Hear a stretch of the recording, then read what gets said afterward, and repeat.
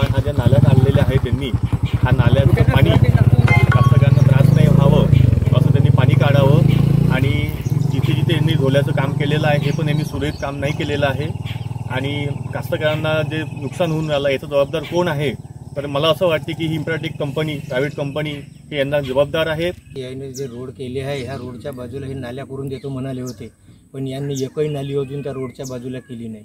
त्याच्यामुळे ते नाली न केल्यामुळं त्या पूर्ण शेतावर आमच्या पाणी आहे। पूर्ण सोयाबीनमध्ये आताही स्पॉटवर जाऊन त्यानं पाहावं आताही पाहावं इतकं आमचं नुकसान करून टाकलं ह्या नाल्या न केल्यामुळं आणि ह्या शिंदे साहेबाच्या इथं पायल्या न टाकल्यामुळं इकडं पाणी जाम झाल्यामुळे ते पाणी तिकडं येऊन राहिलं आहे। अशी परिस्थिती आज आमच्या शेताची येऊन बसली आहे। बरं या संदर्भात तुम्ही वरिष्ठ अधिकाऱ्यांना कुठेतरी तक्रार हो आम्ही तक्रार केली आहे। कुठे केली? पटवाडी ऑफिसला पण अजून काही आमच्यापर्यंत आलं नाही। आज जवळपास 15 ते 20 दिवस होऊन चुकले। माझ्या शेतामध्ये कमीत कमी 3-4 किलोमीटरवरून पाणी येते आणि माझा 3 एकरातला माल खराब झाला आहे। आणखी मोठी शेतकऱ्यांचे शेत पाण्याखाली, ठेकेदार व प्रशासनाचे दुर्लक्ष। अकोली मसाला रोडचे सिमेंटीकरणाचं काम सुरू असताना नियोजनाचा अभाव व ठेकेदाराची हलगर्जी यामुळे शेतकऱ्यांच्या शेतात मोठ्या प्रमाणावर पाणी साचून पिकांचे नुकसान झाले। ईगल इन्फोटेक कंपनी या कामाचा ठेका घेतला असून रस्त्याची पातळी उंचावल्याने शेजारील शेतांमध्ये पावसाचे पाणी शिरले।